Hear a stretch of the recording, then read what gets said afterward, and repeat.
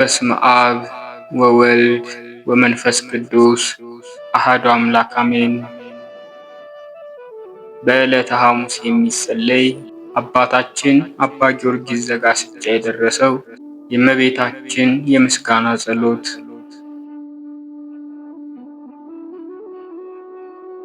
በዕብራይስጥ ማርያም የተባልሽ የተመረጥሽ ድንግል እመቤቴ ማርያም ሆይ መላእክትን ለፈጠረ በኪሩቤል ላይ ለሚቀመጥ እናቱ ሆይ ለምኝልኝ። ከሚያሰጥም ባህር ማዕበልም ሞገድ ከከበደ ዓለም ህልፈት ጥፋት በጸሎትሽ አድኝኝ። አምላክን የወለድሽ ድንግል ሆይ በላይ ያደረውን የኃጢአትን ሽታ አርቂው። በጸሎትሽም መዓዛ እንደ ኪሩቤል ዕጣን ሽታ እንደ ሱራፌልም ጽና ጸሎቴ ደግሞ ያማረ የተወደደ እግዚአብሔርም የተቀበለው ይሁን።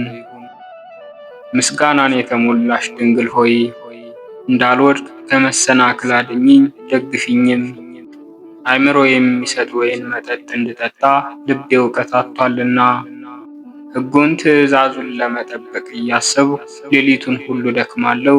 ጥቂትም ቆይቶ አነዋወር የሚለውጥ ሐሳብ ይመጣብኛል።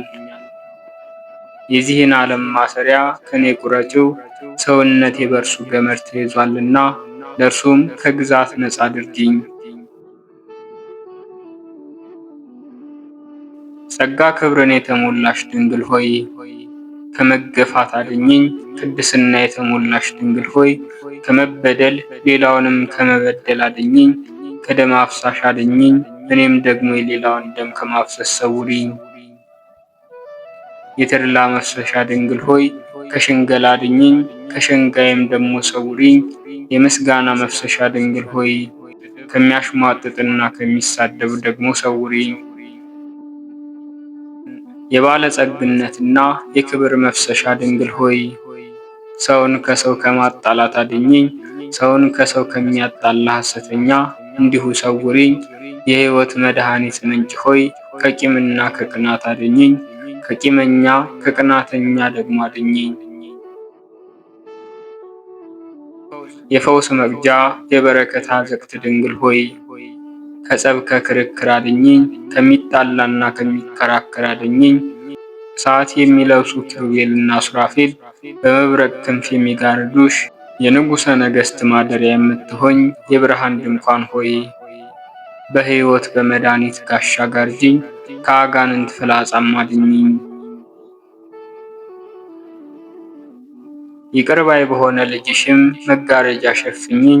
ሰውን ከሰው ማጣላትን ከተመላ ከምላስ ነገር እንድሰወር አጥሯ ቅጥሯ የማይፈርስ መሰረቷ የማይናወጽ ለዘላለም ጸንታ የምትኖር አዳራሽ ሆይ የመሃይምናን መኖሪያ ወደሚሆን ድል ፈንታዬን ጽዋ ተርታዬን ገነት መንግሥተ ሰማያት አድርጊልኝ።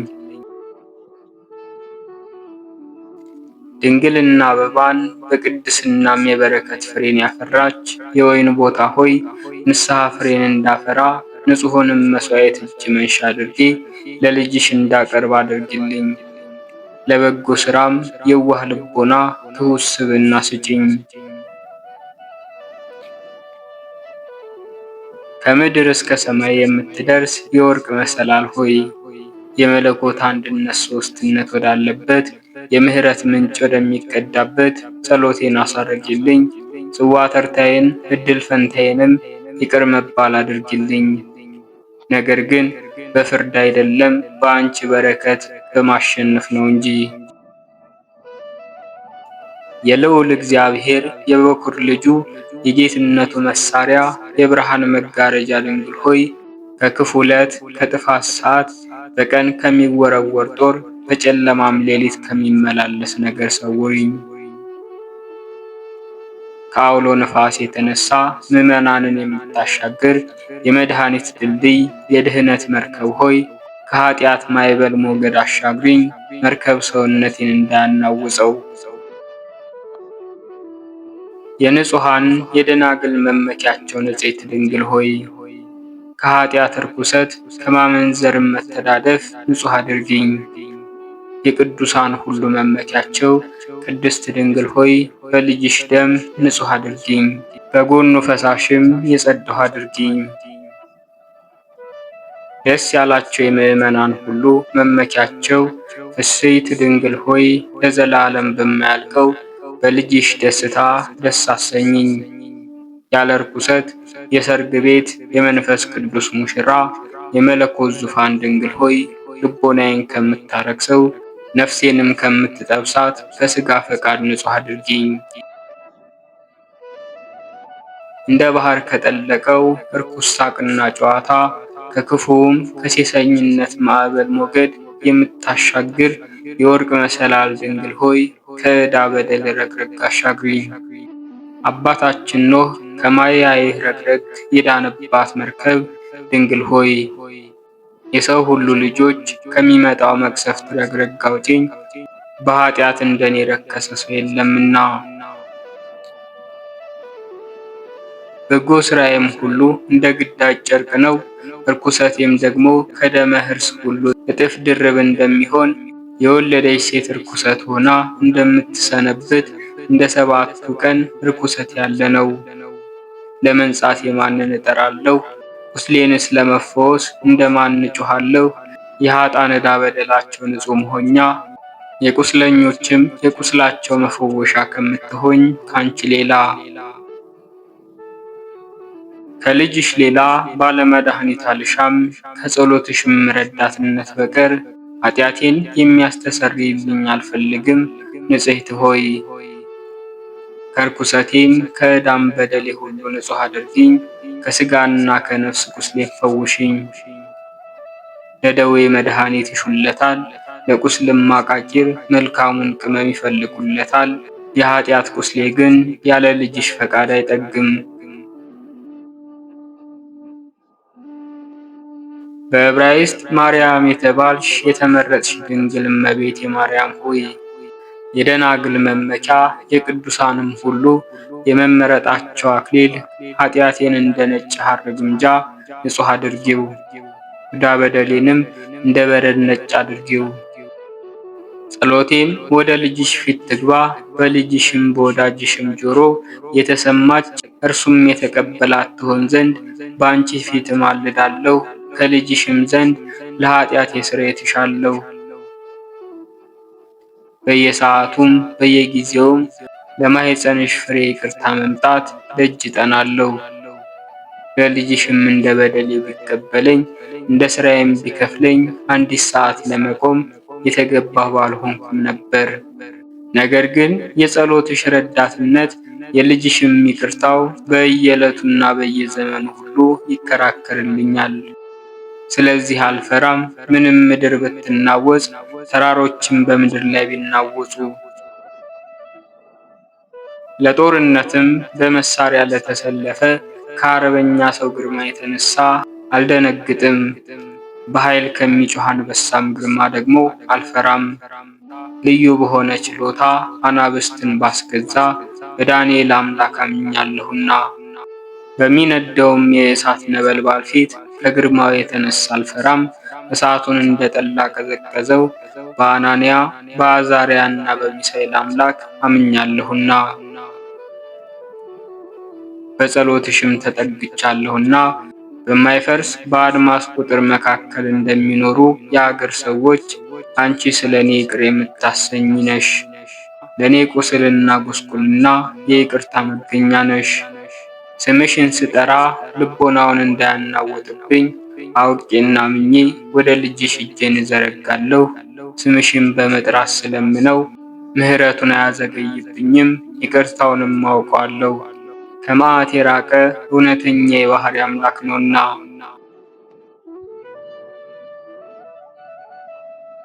በዕብራይስጥ ማርያም የተባልሽ የተመረጥሽ ድንግል እመቤቴ ማርያም ሆይ የበረከት ጽዋ የሕይወት መቅጃ ከማይደርቀው ከይቅርታው ምንጭ የፈሰሰው የሕይወት ውሃን ቅጅልኝ። የኃጢአቴ ብዛት ያለ ቁጥር የዕዳ በደሌም ልክ ያለ መጠን ሆነ። ከእርሱ ደግሞ የልጅሽ ምሕረት ይበዛል ተብሎ እንደተጻፈ ለትእዛዝህ ይቅርታና ልክ መጠን የለውም። ጸጋና ክብርን የተሞላሽ ቅድስት ድንግል ሆይ በጸሎትሽ ረዳትነት አምኜ ሳለሁ የማሸነፍ ጥሩር እንድለብስ የመለኮትንም ሰይፍ እንድታጠቅ አውቃለሁ። እርስ በርሳቸውም ይረዳዳሉ። የኔ ሃይማኖት፣ ያንቺ ጸሎት፣ የልዑል እግዚአብሔር ማዳን፣ ዳግመኛም የኔ መታመን፣ ያንቺ ልመና፣ የልዑል እግዚአብሔር ይቅርታ እርስ በርሳቸው ይረዳዳሉ። እኔ በአንቺ አምኜ ሳለሁ ግዳጄን የማግኘቴ ተስፋ አንቺ ስለ እኔ ተግተሽ መለመንሽ እግዚአብሔርም ቸል ሳይልና ሳይነቅፍ ግዳጄን መስጠቱ እርስ በርሳቸው ይረዳዳሉ። እኔ በስምሽ እለምናለሁ፣ አንቺም ስለ እኔ ትማልጃለሽ። ልጅሽም ስለ አንቺ የልመናዬን ዋጋ ይሰጠኛል። እኔ ለፍቅርሽ ካልተጋው አንቺ እኔን ለማዳን አትጓጉጂም። ልጅሽም እኔን ይቅር ለማለት አይተጋም። እኔ በስምሽ ግዳጄን ሁሉ ማግኘት እመኛለሁ። አንቺ ለእኔ አማላጅ ነሽ፣ ልጅሽም ግዳጄን የሚሰጠኝ ነው። እኔ የተጠማሁ ነኝ፣ አንቺ የወርቅ መጥለቂያ ነሽ፣ ልጅሽም የሕይወት ውሃ ዘግት ነው። የመለኮትን ዕንቁ ለመግዛት እኔ ነጋዴ ነኝ፣ አንቺ የሕይወት መርከብ ነሽ። ልጅሽም በጎ ነገር ሁሉ በውስጡ ያለበት የትርፍ ስፍራ ነው። እኔ ገደሉን ለማለፍ ወደ ብርሃን ስፍራ ለመድረስ የቸኮልኩ ነኝ። አንቺ የመድኃኒት ድልድይ ነሽ፣ ልጅሽም ለተገፉት መጠጊያ የተድላ ደስታ ስፍራ ነው። እኔ የመንፈስ ቅዱስን ሀብት የምፈልግ ድሃ ነኝ። አንቺ የክብር ሁሉ መከማቻ ነሽ፣ ልጅሽም ለባለሟልነት፣ ለክብር፣ ለሞገስ የሽልማት ጌጥ ነው። እኔ ለምናለሁ፣ አንቺ ጸሎቴን ታሳርጊያለሽ። ልጅሽም ኃጢአቴን ያስተሰርያል፣ የልቤን ግዳጅ ይሰጠኛል። እኔ ቁስለኛ ነኝ፣ አንቺ የመድኃኒት ሙዳይ ነሽ፣ ልጅሽም ባለመድኃኒት ነው። እኔ ቁስለ ኃጢአት የሸተተ የቅዱሳንንም መዓዛ ሽቱ የምሻ ነኝ። አንቺ ያማረ የተወደደ ሽቱ ብልቃጥ ነሽ፣ ልጅሽም ከሽቱ ሁሉ ይልቅ ያማረ የተወደደ የመለኮት ቅቤ ነው። እኔ የታረዝኩ የብርሃን ልብስን የምሻ ነኝ። አንቺ የሸማኔ ዕቃ ነሽ፣ ልጅሽም የማያልቅ የማያረጅ ሃይማኖት ልብስ ነው። በዕብራይስጥ ማርያም የተባልሽ የተመረጥሽ ድንግል እመቤቴ ማርያም ሆይ ሁልጊዜ በዓይነ ልቦና ያይሻለሁ፣ በሐሳቤም በየስፍራው ሁሉ አገኝሻለሁ። በተኛሁ ጊዜ እኔን ለመጠበቅ የነቃሽ ነሽ፣ ከመኝታዬም ስነቃ እኔን ለማንሳት የተዘጋጀሽ ነሽ። ስቀመጥም እኔን ለመምከር ትደርሻለሽ፣ በቆምኩም ጊዜ በቀኜ ትቆሚያለሽ። በተናገርኩም ጊዜ አንደበቴን ለማጣፈጥ ታከናውኛለሽ። ለመጠበቅ ማሞገሻ ነሽ፣ ሐሴትም ባደረግኩ ጊዜ ተድላ ደስታ ነሽ።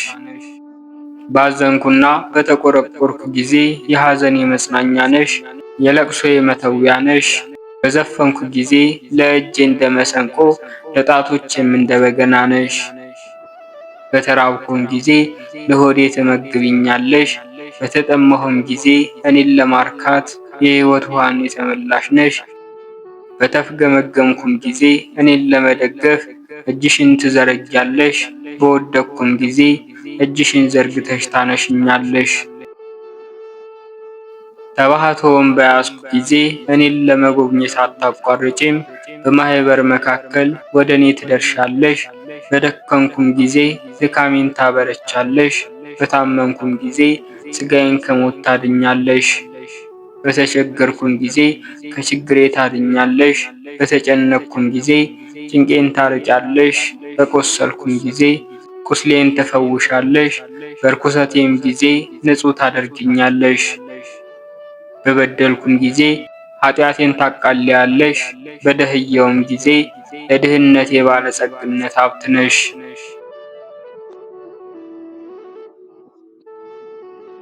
በዕብራይስጥ ማርያም የተባልሽ የተመረጥሽ ድንግል እመቤቴ ማርያም ሆይ አንቺን የማላስብበት ጊዜ የለም፣ የማላይሽ ጊዜ የለም፣ በዓይነ ልቦና የማልመለከትሽ ጊዜ የለም። ፍቅርሽም በልቤ እንደተጻፈ እንደዚሁ ደግሞ ፍቅሬ በልብሽ ይጻፍ፣ በአንቺ ዘንድ እየበዛ እየተባዛ እጥፍ ድርብ ይሁን። የመለኮት ማደሪያ ድንግል ሆይ የመንፈስ ቅዱስ ታቦት የተመሰገነውን የድንግልናሽን ነገር እንዴት እናገራለሁ? ምንስ አወራለሁ? የአርያም እህት የምትሆኚ ሁለተኛ ሰማይ ድንግል ሆይ ስለ ቅድስናሽ ኃይል ምን እላለሁ? ምን እናገራለሁ? ክብርሽን ገናናነትሽን ከማሰብ የተነሳ ልቦናዬ ልምሹ ሆኗልና የድንግልናሽን ምስጋና ከመናገር የተነሳ አንደበቴ ደከመ። ፍቅርሽን ክብርሽን ለመናገር እሺ በጎ ያሰኛል፣ አንደበቴ ግን ይደክማል። ውዳሴሽንም ለመናገር ነፍሴ በጭንቅ ትተጋለች፣ ሥጋዬ ግን ይደክማል። የሥጋዬ ባሕሪ ደካማ ነውና ግብሩም ስንፍና ነውና። ለሚጋደሉ ሁሉ አክሊላቸው ድንግል ሆይ የመሃይምናን የሃይማኖታቸው ቀጸላ፣ የቅዱሳን ሽልማት፣ የነቢያት ልጃቸው፣ የሐዋርያት እናታቸው፣ የሰማዕታት መመኪያቸው፣ የደናግል የመነኮሳት ጌጣቸው፣ የዓለም ሁሉ ክብር ድንግል ሆይ ለክብርሽ ለገናናነትሽ እንደምን ያለ ምስጋና እንዴትስ ያለ መገዛት ይገባል! እንደምን ያለ ውዳሴ እንዴትስ ያለ ልዕልና ይገባል! የሁለተኛው አዳም ማደሪያ ነባቢት ገነት ድንግል ሆይ ከገብርኤል ጋራ እንደ ገብርኤል አመሰግንሻለሁ። እንደዚህ ስል ጸጋ ክብርን የተሞላሽ ሆይ ደስ ይበልሽ፣ ደስታ ይገባሻል። ከልዑል እግዚአብሔር ዘንድ ባለሟልነትን አግኝተሻልና በአዳራሽ ድንኳንም የምትኖሪ የሕግ ታቦት ሆይ ደስ ይበልሽ። የሕይወት ውሃ መቅጃ የክብር አዘቅት ሆይ ደስ ይበልሽ። በንጉሥ በቀኝ የምትቀመጭ ንግሥት ሆይ ደስ ይበልሽ። በወርቅ ልብስ የተሸለመች ያጌጠች ሙሽራ ሆይ ደስ ይበልሽ።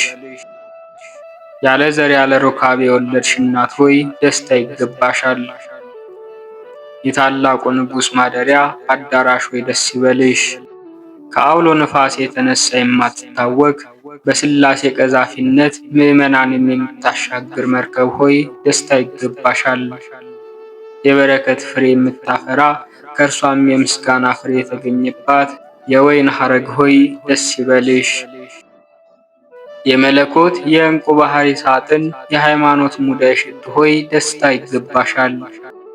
የሊቀ ካህናት ማደሪያ የብርሃን ድንኳን ሆይ ደስ ይበልሽ። ከይሁዳ ቤት የተገኘች የመንግሥት ሽቱ ብልቃጥ ከሌዊ ቤት የበቀለች የክህነት ቀንድ በእስራኤልም የመድኃኒት ቀንድ ሆይ ደስ ይበልሽ። በአምላካዊ ምስጢር ደም የተረጨች በወርቅ ፈትል የተዘረጋች ንጽሕት ሰፊ መጋረጃ ሆይ ደስ ይበልሽ። ጎኖቿ በወርቅ ክንፎቿን በብር የተሰሩ ርግብ ሆይ ደስ ይበልሽ። የቅዱሳን ምግብ የሚሆን የቁርባኑ እንጀራ የተጨመረባት የወርቅ መሶብ ሆይ ደስ ይበልሽ። የሚስጥሩን ወይን የምትሸከም የወርቅ ጽዋ ሆይ ደስ ይበልሽ። የልዑል እግዚአብሔር ነዋየ ቅድሳትን የተሸከምሽ መሠዊያ ሆይ ደስ ይበልሽ። በልዑል እግዚአብሔር ፊት የተወደደውን በጎውን መዓዛ የተሸከምሽ የወርቅ ማዕድ ሆይ ደስ ይበልሽ። የመለኮትን ፍም የተሸከምሽ የወርቅ ማዕጠንት ሆይ ደስታ ይገባሻል። እውነተኛ ፀሐይን ያስገኘሽ ሰማይ ሆይ ደስ ይበልሽ። ሁሉን የተሸከምሽ የአሚናዳብ ሰረገላ ሆይ ደስ ይበልሽ።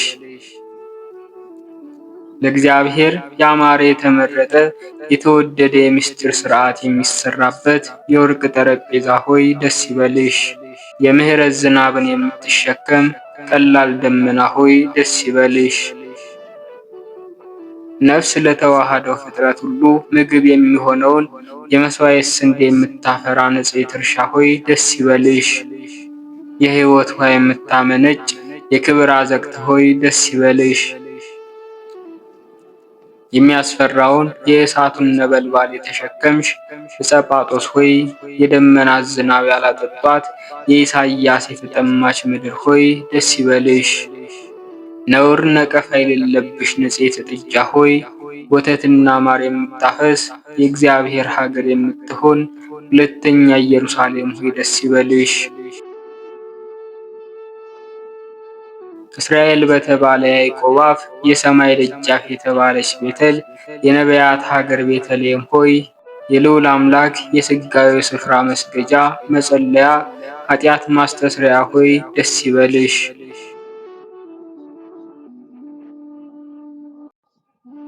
በዕብራይስጥ ማርያም የተባልሽ የተመረጥሽ እመቤቴ ድንግል ማርያም ሆይ ያላንቺ እንዴት ያለ ፈውስ እንደምን ያለ ይቅርታ ተደረገ? አንቺ ሳትወለጂስ እንደምን ያለ ረዳትነት ተደረገ? አቤል በቃየን እጅ በግፍ ሞተ። ደሙ ለማን አልጠቀመም። የሆድሽ ፍሬ ግን ደሙ አዳምንና ልጆቹን አዳናቸው። ከአዳም ሰባተኛ የሚሆን ሄኖክ እግዚአብሔርን አገለገለው።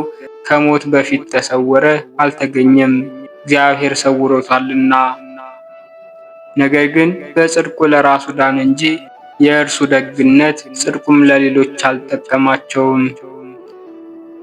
የድንግልናሽ ቡቃያ ግን በቸርነቱ ሞትን በሥጋ ቀመሰ፣ ሙታንንም በመለኮቱ አዳናቸው።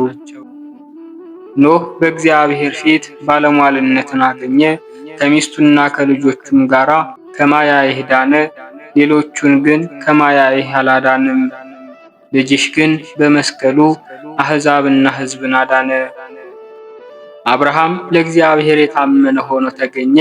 የምድርና የሰማይ ኪዳንም ተሰራለት። የብዙዎች ሕዝብ አባት ተባለ። በእርሱም ልጆቹና በሌሎቹ አሕዛብ መካከል መለዮ ሊሆን የግዝረት ምልክት ተሰጠው። እርሱ ለእግዚአብሔር የተመረጠ ሕዝብ ነውና ይህንን ሁሉ ክብር ተቀብሎ ሳለ ሌላውን ራሱን እንኳን ከሲኦል ለመርዳት አልተቻለውም። ልጅሽ ግን በሞቱ ብዙዎችን አዳነ። ንጹሕ ይስሐቅ የእግዚአብሔር ወዳጅ ተባለ። አባቱም ለእግዚአብሔር መሥዋዕት አቀረበው። ቤዛውንም ንጹሕን የበግ ጠቦት አወረደለት። ይስሐቅ በበግ ደም ዳነ እንጂ ሌሎችን አላዳነም። ልጅሽ ግን እንደተወደደ በግ ሆኖ በደሙ ፈሳሽነት ዓለሙን ሁሉ አዳነ። እስራኤል የተባለ ያዕቆብ ለዓለም ሁሉ ጌታ አስራት ተነሳ። ፍሬ በመባልም ከአሕዛብ መካከል ተለየ፣ በአምላኩ ስምም ተጠራ። ከምድር እስከ ሰማይ የምትደርስ የወርቅ መሰላል እግዚአብሔር ተቀምጦባት የእግዚአብሔር መላእክት ወደዛች መሰላል ሲወጡ ሲወርዱ አየ። ያዕቆብ እንኳን አያት እንጂ ወደዚያች መሰላል ለመውጣት አልተቻለውም። አንቺ ግን ከምድር እስከ ሰማይ ድረስ መውጫ ሆንሽ። በአንቺም ወደ እግዚአብሔር የቀረብን ሆንን በጽርሐ አርያም ለመኖር። ሙሴ ከእስራኤል ልጆች ሁሉ ይልቅ ከፍ ከፍ አለ። ከእግዚአብሔር ጋር ፊት ለፊት ተያየ፣ አፍ ላፍም ተነጋገረ። በደመናውም አምድ መካከል አለፈ፣ ወደ እሳቱም አምድ መካከል ገባ። በእግዚአብሔርም ፊት ቆሞ ብርሃኑንም አየ። ራሱን ለማዳን ሕዝቡን ከሞት ለማዳን አልተቻለውም። ስለ አንቺና ስለ ልጅሽ ግን ሙሴ የተናገረው ረድኤትና መድኃኒታችን በአንቺ ተደረገ። የእስራኤል ወገኖች ከሰማይ የወረደውን እንጀራ በሉ፣ ውሃም ከደንጊያ ጠጡ። እግዚአብሔርም በደመና ጋረዳቸው፣ እሳት የተዋሃደውም የብርሃን አምድ መራቸው። እርሳቸውም ደግሞ ራሳቸውን ከሞት አላዳኑም፣ ከእነርሱም ብዙዎች በምድረ በዳ ወደቁ። ልጅሽ ግን ብዙዎችን ከአሕዛብ ወደ እርሱ ማረከ፣ የዘላለም ሕይወትንም ከፈላቸው። ታላቁ ሊቀ ካህናት አሮን እግዚአብሔርም አገልጋይ ለአምላኩ ስጦታ ተሰጠ፣ ለፈጣሪውም ዕድል ፈንታ ሆነ። ከወንድሞቹ ከሌዋውያን ይልቅ ክብሩ ልዩ ነው። ለደብተራ ኦሪትም ተዘጋጀ፣ በቅድሳት ልብስ ተሸለመ። በዕንቁ የተሠራ የወርቅ ልብስ አጌጠ፣ የወርቅ አክሊል ተቀዳጀ። በልብሱም ዘርፍ የወርቅ ሻኩር አለበት፣ የእግሩም ማረማመድ ከሩቅ ይሰማል። የሌዊ ልጆችም በሽልማታቸው ተሸልመው ሲታዩ በመካከላቸው ይታያል። በብሩሃን ከዋክብት መካከል እንደ አጥቢያ ኮከብ ደምቆ እንዲታይ። አስቀድሞ ስለ ራሱ ይሰዋል፣ በኋላ ግን ስለ ሕዝቡ ይሰዋል። ወደ ሕዝብም በሆር ተራራ ተጨመረ፣ ሞት አላሰለጠነውምና። ልጅሽ ግን በፈቃዱ ራሱን በእንጨት መስቀል ላይ ሰዋ፣ በደሙ ፈሳሽነትም መሃይምናንን ዋጀ፣ አዳነ።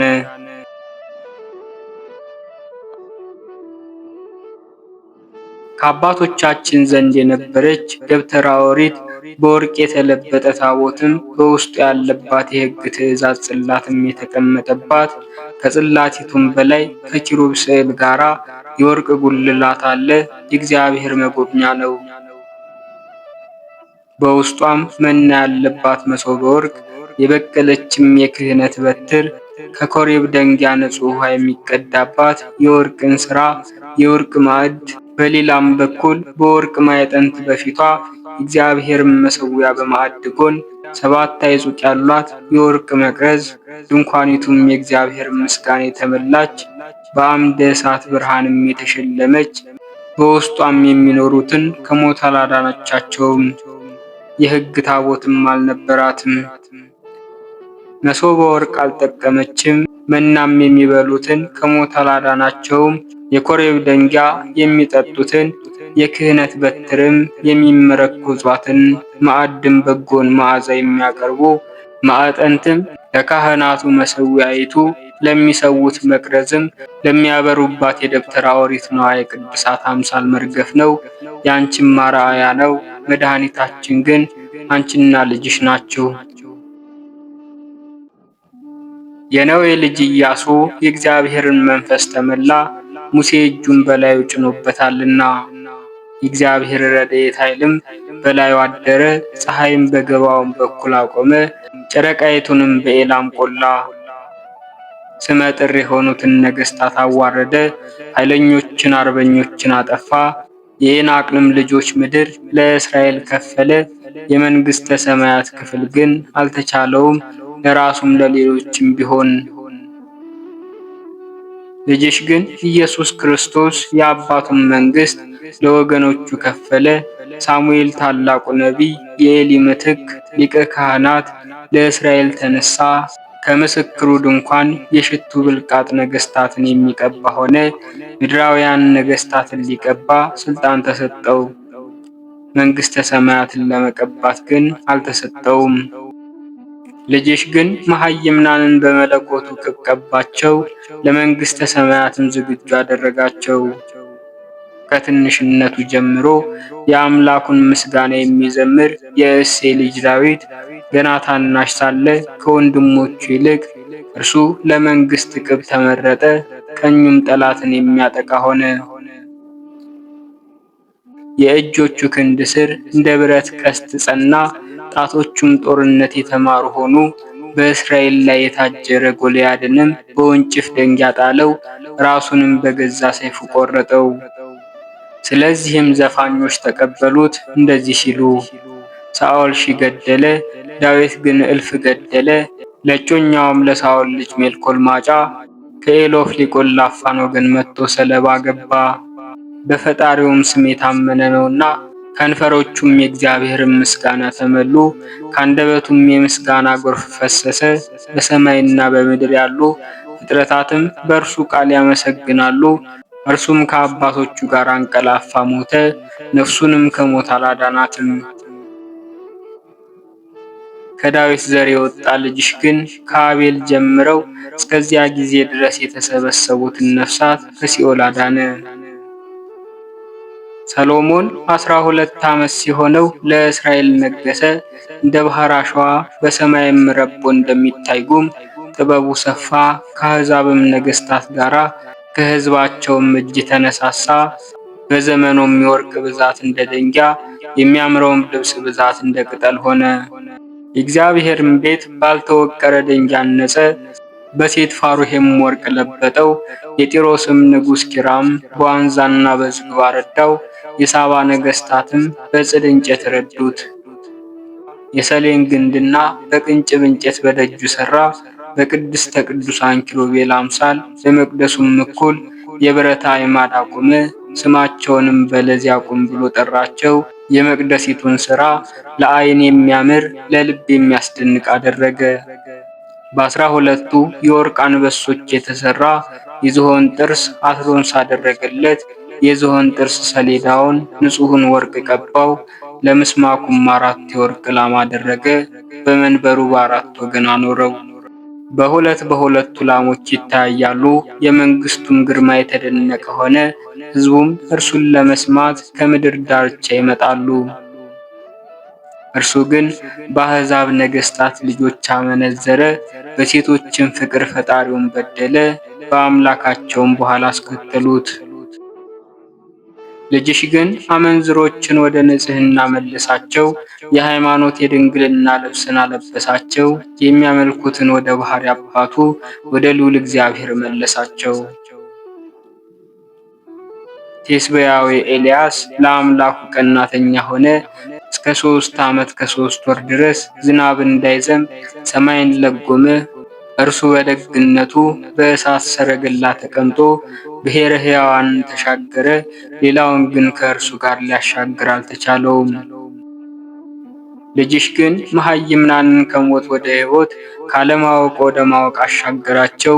ኤልሳዕ የመምህሩ ኤልያስን እጥፍ ድርብ መንፈስ ቅዱስን ተቀበለ። በመጠምጠሚያውም መትቶት የዮርዳኖስን ባሕር ከፈለ። የመጥረቢያውንም ብረት በውሃ ላይ አንሳፈፈው።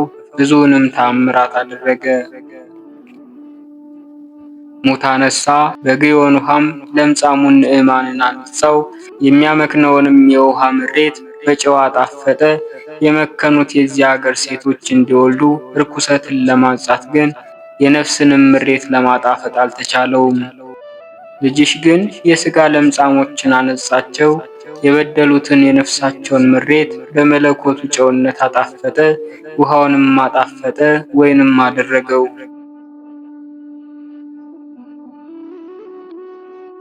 ኢሳይያስ ከእስራኤል ነቢያት ሁሉ ይልቅ ነገሩ የበለጠ ሆነ።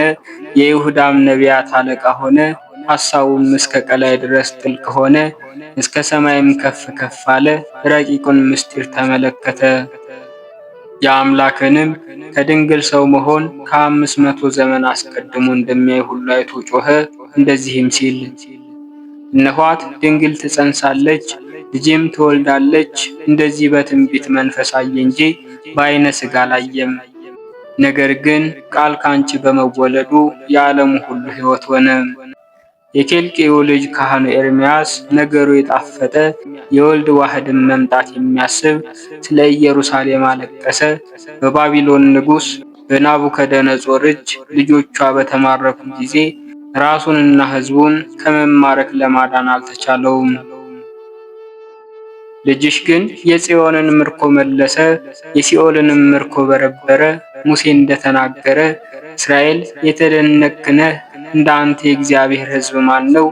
መቁረጥህ በሰይፍ ሆነ። ይህ የትንቢት ተስፋ ያለ ልጅሽ አልተፈጸመም፣ የእስራኤል ተስፋ በእርሱ ላይ አርፏልና። ሱቱኤል የተባለ ዕዝራ የእስራኤል ልጆች ከተማረኩ የጽዮን ሀገር ከወደቀች በ30 ዓመት ለጽዮን ያለቅስላት ጀመረ። ኦሪትም ስለጠፋች መራራ ለቅሶ ሲያለቅስ፣ ሌዋውያንም ስለተማረኩ ሲያለቅስ እንደ ፀሐይ ግርፊቷ ሲያንጸባርቅ ታየችው። በቃሏም ማመላለስ የተነሳ ተራሮች ተነዋወጡ። የሚከባትን የምስጋና ብርሃን ባየ ጊዜ ዕዝራ ተጽናናባት። ድንግል ሆይ ዕዝራ ጽላሎትሽን አየ፣ የመልክሽን ብርሃን ግን አላየም። ጸዳሉን አየ፣ ፀሐዩን አላየም። መብራቱን አየ፣ የፋናውን ጸዳል አላየም። እውነተኛው የጽድቅ ብርሃን ባንቺ ሆነ። ጨለማን ያራቀ የቅዱሳን ፀሐይ ከአንቺ ተገኘ። የአማቴ ልጅ ዮናስ የአገሪቱን ጥፋት ለነነዌ ሰዎች ሊያስተምር በታዘዘ ጊዜ ከእግዚአብሔር ፊት ኮበለለ። ወደ ተርሴስም አገር ሊሄድ በባህር ከሚሄዱ ጋራ ወደ መርከብ ወጣ። እግዚአብሔርም የሚያስፈራውን ማዕበል አስነስቶ ወደ ባህር ጣለው። እግዚአብሔር ታላቁን አንበሪ ዮናስን እንዲውጠው አዘዘ። ዮናስም በአንበሪ ሆድ 3 መዓልት 3 ሌሊት አደረ። አንበሪውም በነነዌ አውራጃ በባህር ዳርቻ ጣለው። ዮናስም ለነነዌ ሰዎች አስተማራቸው። በማስተማሩም ከምድራዊ መቅሰፍት ዳኑ፣ ከሰማያዊ መቅሰፍት ግን አልዳኑም። ልጅሽ ግን 3 መዓልት 3 ሌሊት በከርሰ መቃብር አደረ። የተማረኩትም ነፃ መሆንን ሰበከላቸው። ከሲኦልም እጅ አዳናቸው፣ ከሞትም ተቤዣቸው።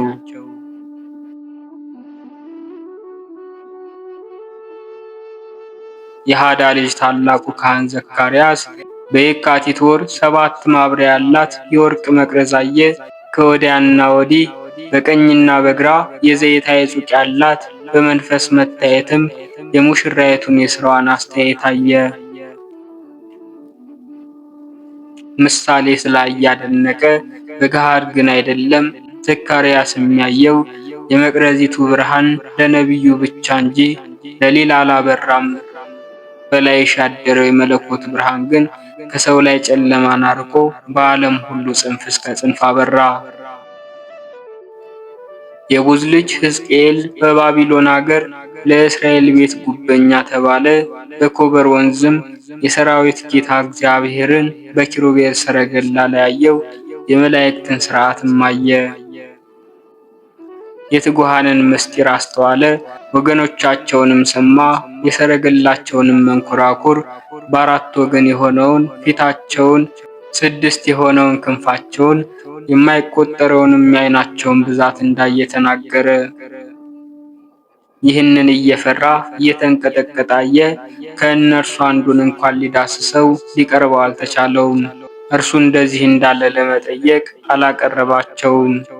አንቺ ግን በአነዋወር የከበሩ በአስተያየት የተፈሩ ኪሩቤል የሚንቀጠቀጡለት እርሱም በሆድሽ ተሸከምሽው።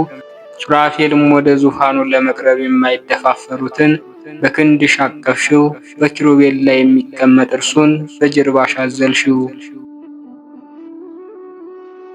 የዳኮር ልጅ ዕንባቆም የልጅሽን የመውረዱን ድምፅ ሰማ። በልቦናውም እንደዚህ ሲል ፈራ፣ እንደምን ያለ ስፍራ ይችለዋል ሲል። በተደነቀ ትሕትናም ሥራውን ያየው በጨርቅ ተጠቅሎ በጎል ተጥሎ ነው። የዳኮር ልጅ ዕንባቆም በሁለቱም እንስሶች መካከል አይቶት አደነቀ። ዘመኑም እንዲቀርብ አወቀ፣ ጊዜውም እንዲደርስ አስተዋለ። ይህም መንፈስን የተመላ ነቢይ በሐሳቡ ፈራ፣ በመንፈሱም አደነቀ።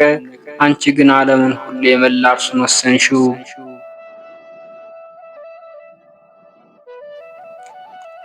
ብልጣሶር የተባለ ዳንኤል በንጽሕና አደገ፣ በመንፈስ ጎለመሰ፣ በእውቀትም ከፍ ከፍ አለ። የተሰወረውንም የሕልም ትርጓሜ ያወቀ።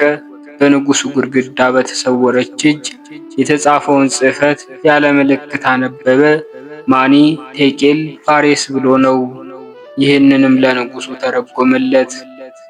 ማኒ መንግሥትህን እግዚአብሔር ሰፈራት፣ ቴቄል በሚዛን መዘናት ጎላ ተገኘች፣ ፋሬስ ከአንተ ተነስታ ለሌላ ተሰጠች ብሎ ተረጎመለት። ዘመኑም ያልተቆጠረ የሆነውን ደግሞ በዙፋኑ ላይ ተቀምጦ አየው። የራሱም ፀጉር እንደ በረድ ነጭ ነበር። የእሳት ወንዝ ከፊቱ ይፈስ ነበር። አእላፍ መላእክትም ከበውት ይቆማሉ። ነብዩ ይህንም ባየ ጊዜ መታገስ ተሳነው። አንቺ ግን ዘመኑ ያልተወሰነ የሆነ እርሱን ብቻ ያየሽው አይደለም፣ በማኅፀንሽ ወሰንሽው እንጂ በክንድሽም አቀፍሽው፣ በጀርባሽም አዘልሽው፣ በጡትሽም አሳደግሽው። የይሁዳ ንጉሥ ልጆች ሐናንያ፣ አዛርያና ሚሳኤል የባቢሎን ንጉሥ ናቡከደነጾር ታላቅ ጣዖት ባቆመ ጊዜ በፍጻሜው ለጣዖት ሥራ በዓል አደረገ። አዋጅም ነገረ እንደዚህ ሲል፣ የነጋሪት ድምፅ በተሰማ ጊዜ የበገናና የዛጉል የዘፋኞችም ድምፅ ሰምቶ ንጉሡ ለጣዖት ያልሰገደ ቢኖር ቤቱ ይበርበር፣ ገንዘቡ ይወረስ፣ በራሱ ሞት ይፈረድበት። እነዚህም የይሁዳ ንጉሥ ልጆች ይህንን ሰምተው የንጉሡን ትእዛዝ እምቢ አሉ። እንደዚህ ሲሉ፣ ንጉሥ ሆይ አምላክህን አናመልክም፣ ላሰራኸው ምስልም አንሰግድም። ንጉሡም ተቆጣ፣ የፊቱም አስተያየት ተለወጠ። የባቢሎን ሰዎች በድኝና በጨው ባሩድ ባያያዙትም በነደደው እሳት ምድጃ ጣሏቸው ብሎ አዘዘ። ከዚያም ጣሏቸው። ከነበልባሉም የተነሳ አልተቃጠሉም፣ እሳቱም አላቃጠላቸውም። ከራሳቸውም ፀጉር አንዲቱ እንኳን አልጠፋችም። በፍጥረት ሁሉ ምስጋና የምስጋናን ጌታ ከዚያ ሆነው አመሰገኑት። በደግነታቸው ለራሳቸው ከእሳት ዳኑ እንጂ ሌሎቹን አላዳኑም። ክርስቶስ እስኪመጣ ድረስ ጣዖትንም አላጠፉም። ልጅሽ ግን በመጣ ጊዜ ጣዖታትን ሁሉ አጠፋ። ኢሳይያስ እንደተናገረ እንደዚህ ሲል በዓል ወደቀ፣ ዳጎንም ተቀጠቀጠ፣ በሲኦል የነበሩትን አወጣቸው። እነዚህንም ልጆች ሌሎችን ነቢያት ደግሞ በመዝሙር እንደተናገረ እንደዚህ ሲል እግዚአብሔር የጽዮንን ምርኮ በመለሰ ጊዜ ያን ጊዜ አፋችን ደስታን ተመላ፣ አንደበታችንም ሐሴትን አደረገ። እንደዚህ ደግሞ አለ፣ ምርኮ ማርከን ወደ አርያም ወጣ፣ ጸጋህንም ለሰዎች ልጆች ሰጠህ። ከይሁዳ ነገሥታት ልጆች አንዱ ዘሩባቤል ከዳዊት ወገን የበቀለ ብሩክ አይጹቅ በንጉሡ በዳርዮስ ቤት ከሚኖሩ ልጆች ጋር በጥበብ በምሳሌ ክርክር አደረገ። በንጉሡም ፊት ፍርድ አኖሩ። በምሳሌ አሸነፈ። የወርቅ ልሻን በአንገቱ ሊያሰራ የራሱ ወርቅ በራሱ ሊደፋ ንጉሡም በሚቀመጠው ሰረገላ ሊቀመጥ ንጉሡም በሚጠጣበት የወርቅ ጽዋ ሊጠጣ በወርቅ አልጋም ሊተኛ የንጉሡ ልጅ ሊባል ነው። ይህንን ምሳሌያቸውን ንጉሡ ዳርዮስ በነቃ ጊዜ ተናገሩ። ንጉሡም ፍርዱን ለዘሩባቤል መለሰ። ዘሩባቤልንም ምን ላድርግልህ? ከኔስ እንደምን ያለ ሀብት ትሻለህ? አለው። ዘሩባቤልም ለንጉሡ መለሰ፣ የእግዚአብሔር ሀገር ኢየሩሳሌም ብትሰራ ወዳለሁ። የእስራኤልም ወገን ምርኮኞች ወደ ሀገራቸው ይመለሱ። ንጉሡም ነገሩን ወደደለት፣ እንዳሰበው አደረገለት፣ የተመኘውን አገኘ። ናቡከደነጾርና የአዛዦቹ አለቃ ያፈረሱትን የእግዚአብሔርን ቤት ሠራ። ሥራዋም የአምላክ ቤት በ46 ዓመት አለቀ። ነገር ግን ልዑል አምላክ የሰው እጅ በሠራው ቤት የሚያድር አይደለም፣ እንደዚህ ብሏልና፣ ሰማይ ዙፋኔ ነው፣ ምድርም ለእግሬ መረገጫ ናት። እንግዲህ ለማደሪያ የምትሠሩልኝ ቤት እንደምን ያለ ነው? የማረፊያዬስ ስፍራ ምንድን ነው? በዕብራይስጥ ማርያም የተባልሽ የተመረጥሽ ድንግል እመቤቴ ማርያም ሆይ፣ እግዚአብሔር ግን ማደሪያ አንቺ ነሽ። በምድር ላይ የተሰራሽ በሰማይ የተቋጠርሽ ከምስራቅ እስከ ምዕራብ ከሰሜን እስከ ደቡብ የተዘረጋሽ ከባህርም እስከ ባህር ከምድር ዳር እስከ ምድር ዳር የሰፋሽ ማነው? ከአባቶቻችን የምትገዛቸው ሕግ ሳትኖር ከአዳም ጀምሮ እስከ ሙሴ ለእግዚአብሔር ያገለገሉ ከሙሴም እስከ መንገድ ጠራጊ ዮሐንስ ዘመን በኦሪት ሕግ የተገዙ ከኦሪትም ቀንበር በታች የተገዙ ከሲኦል ራሱን ለማዳን የቻለ ክርስቶስ እስኪመጣ ድረስ። ልጅሽ ግን በእነርሱ አርአያ በመጣ ጊዜ የማይጠፋ ሊያደርገው የሚጠፋውን ሥጋ ለበሰ። መጽሐፍን ሁሉ በኃጢአት ብረት ዘግቶ ተወው፣ የሙሴ ኦሪት እንደዚህ ትላለችና። በዚህ መጽሐፍ የተጻፈውን የማይሠራ ሁሉ የማይፈጽምም የተረገመ ይሁን። ስለዚህም ነገር ነቢያት ሁሉ በሲኦል ደጅ ተዘጉ፣ የኦሪትም ቃል መዝጊያ ሆነችባቸው። ልጅሽ ግን ይህንን መቆለፊያውን ሊሰብር በኦሪት ማሰሪያ የታሰረውንም ደጅ ሊከፍት መጣ። ዘርም ምክንያትም ሳይሆነው ከአንቺ ሰው ሆነ፣ ማኅተመ ድንግልናሽም ሳይለወጥ ተወለደ። ወደ ኦሪትም እርግማን ገባ፣ የኦሪትንም መርገም ሊሽር በእንጨት ላይ ተሰቀለ። እንደዚህ ትላለችና፣ በእንጨት የተሰቀለ ሁሉ ርጉም ነው። ስለዚህም የኦሪት መርገም ተሻረ፣ የኃጢአትም ማሰሪያ ተፈታ። ዳዊት በመዝሙር እንደተናገረ እንደዚህ ሲል ማሰሪያቸውን ከእኛ እንቆርጣለን፣ የሲኦልንም መዝጊያ ሰበረ፣ መቆለፊያውንም ቀጠቀጠ። በመዝሙር እንደተነገረ እንደዚህ ሲል የእግዚአብሔር ምሕረቱን ተናገሩ፣ ጽድቁንም ለሰው ልጆች የብረቱን መዝጊያ ሰብሯልና የብረቱንም መቆለፊያ ቀጥቅጧልና።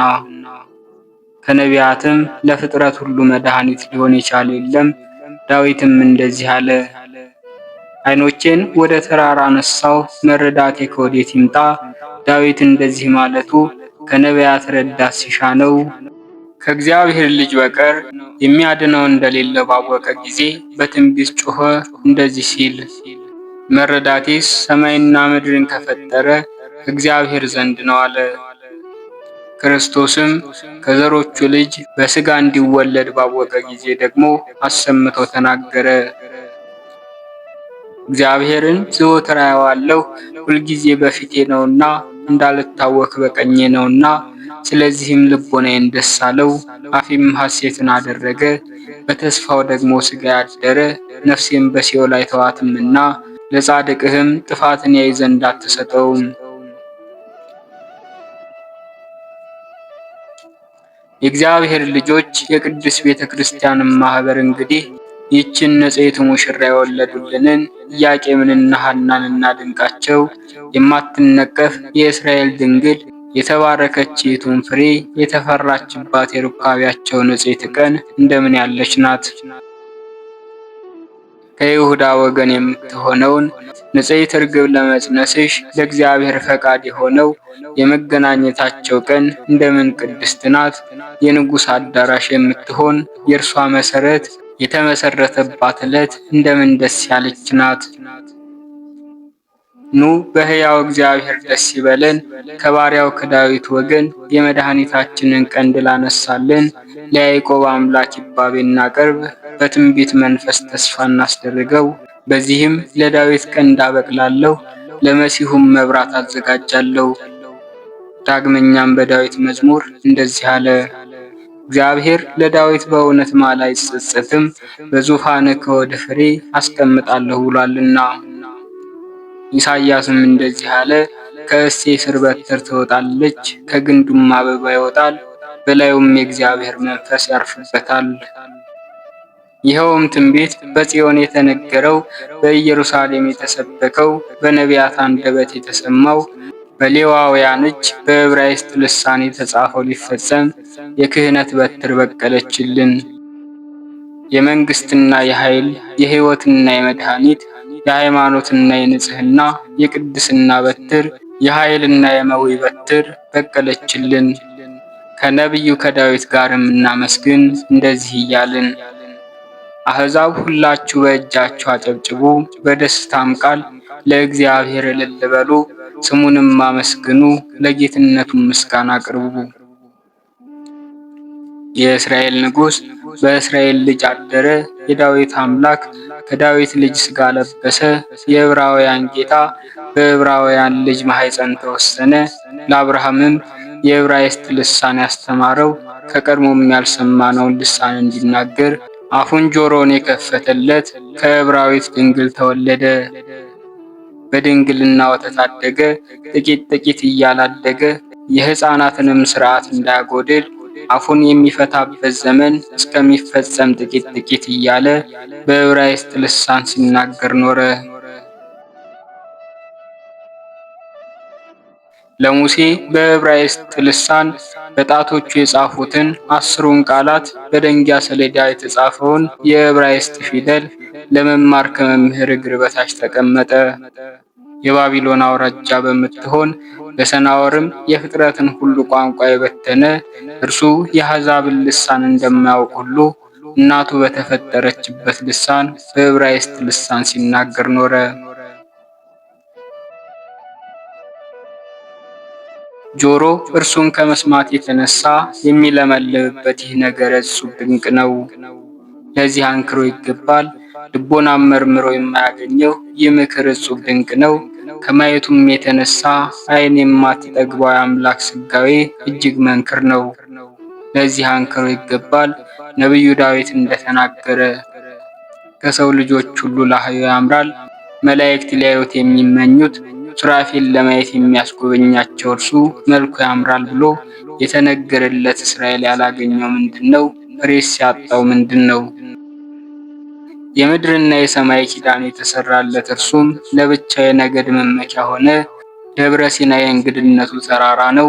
ኢየሩሳሌም ለእርሱ ርስት ጉልት ናት። የኤርትራን ባህር ለእግሩ መተላለፊያ ልትሆን ከሶስት ተከፈለች። የተኪዝ ውሃም ከላይ እስከታች ተከፍሎ ሸሸ። የአምላክ ፈቃድ እርሱን ላያሻግር ወደ ደመናው አምድ ለመራው በቀን ይመላለሳል። የእሳቱን መቀነት ብርሃን ሌሊት ያበራለታል። ለምግቡም የሰማይ እንጀራ ይዘንብለታል። መልአከ ገጽም በፊቱ ይመላለሳል። ጽኑዓኑ የኃይል መላእክት የድንኳኑን ዙሪያ ይከቡታል። ነቢያት የእርሱ ናቸው፣ ሐዋርያትም የራሱ ናቸው። የሕግ ታቦት የእርሱ ናት። የማኅሌትም መዝሙር ከእርሱ ዘንድ ነው። ኦሪት የእርሱ ናት፣ ወንጌልም ከእርሱ ዘንድ ናት። እንደተጻፈ እንደዚህ ሲል ሕግ ከጽዮን ይወጣልና የእግዚአብሔር ቃልም ከኢየሩሳሌም። ሕግ ከጽዮን ይወጣል የተባለው የኦሪት መጨመሪያ በሚሆን በወርቅ በተለበጠው ታቦት ውስጥ የሚጠብቀው የመሐላ ጽላት ሕግ ነው። የእግዚአብሔር ቃል ከኢየሩሳሌም የተባለ ንጹሕ የእግዚአብሔር ቃል ከቅድስት ድንግል ማርያም መወለዱ ነው። ከኢየሩሳሌም ሰዎች ወገን የዕብራውያን ልጅ ናትና እንደተጻፈ እንደዚህ ሲል የኢየሩሳሌም ልጅ ደስ ይበልሽ፣ የጽዮንም ልጅ ሐሴት አድርጊ። የጽዮን ልጅ በማለቱ የሐዋርያትን ቤተሰብ ቤተ ክርስቲያንን ይጠራታል። የእስራኤልን አምላክ ማደሪያ ጽዮንን እናት አድርጎ የሐዲሱ ሕግ ከብሉይ ተገኝቷልና። ኢየሩሳሌም ሆይ ሐሴት አድርጊ በማለቱ ደግሞ ቅድስት ድንግልን ይጠራል። ከይሁዳ ወገን የኢየሩሳሌም ልጅ ናትና። ስለዚህ እስራኤልን እናመስግነው፣ በእግዚአብሔር ስጦታ የተሸለመ ሆኗልና።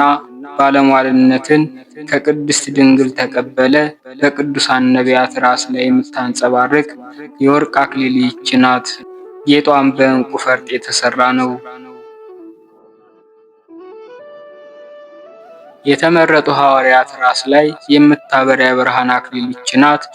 የልጇን ጠላቶች በሚጋደሉ ቅዱሳን ሰማዕታት ራስ ላይ የምታበራ የመውያ አክሊል ይህች ናት።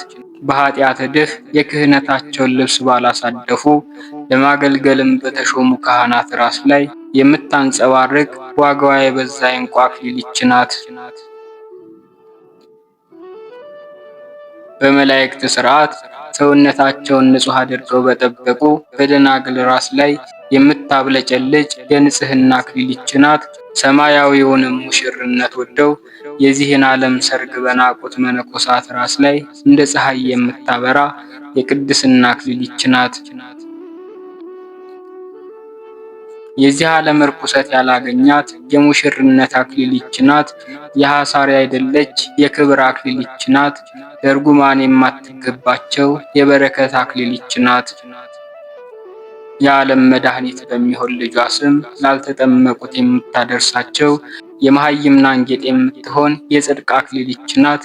የመለኮት የዕንቁ ሳጥን ለነዳያንም ሀብት ባለጠግነት የምትሆን የወርቅ ሙዳይ ይህች ናት። በዕብራይስጥ ማርያም የተባልሽ የተመረጥሽ እመቤቴ ማርያም ሆይ በሰንቆ ልቦናዬን ፍቅርሽን አነሳሳው። የትንቢት መንፈስ ሆዴን አወከው። ሰውነቴም ከምስጋናሽ መታገስ ተሳናት። ልቦናዬም አንደበቴን ዘበዘበችው። ምስጋና የመላውን ክብርሽንም እንዲናገር የግድ አለችው። በከንፈሮችም የመንፈስ ቅዱስ ትንፋሽ ተሰማ። የእስራኤል ነቢያት የትንቢት መሰንቆ በመተባበር ዜማ እየመቱ ይጮሃሉ። የልጅሽ ምስጋና ቀንቃኝ ለዘፈን ወደ እርሱ ይጠቅሰኝ ዘንድ ስለ አንቺም የሚጮሁትን የትንቢት መሰንቆ የመቃኘታቸውን ድምፅ ያስማማልኝ። የሚናገረውም የነጋሪት ድምፅ ይኸውም የመለኮት ወንጌል፣ እርሱ ደግሞ የቃልን ሰው መሆን የበኩር ልጅሽም ከአንቺ መወለዱን ይንገረኝ። ጳውሎስ አዋጅ ነጋሪው እንደተወለደ ይሰብክልኛል። ከሴት ተወለደ። በኦሪት የነበሩትን ሊወዳጃቸው ሊያበዛቸውም በአራት ሥራ ሠራ። ዳግመኛም ጌታ መወለዱ ከዳዊት ዘር እንደሆነ ተናገረ እንደዚህ ሲል በሮሜ መልእክቱ ጳውሎስ የጌታችን የኢየሱስ ክርስቶስ ባሪያ ሐዋርያውም የተባለ ወንጌልንም ለማስተማር የተለየ ስለተወለደው ልጁ በሥጋ ከዳዊት ዘር ስለመጣው አስቀድሞ በነቢያት ተስፋ ያስደረገውን የእመቤታችን የቅድስት ድንግል ማርያም ረድኤትና በረከት እንዲሁም ምልጃዋና ጸሎታ ከሁላችን ጋር ለዘላለሙ ጸንቶ ይኑር አሜን። ወስብሐት ለእግዚአብሔር ወለወላዲቱ ድንግል ወለመስቀሉ ክቡር። ይቆየን።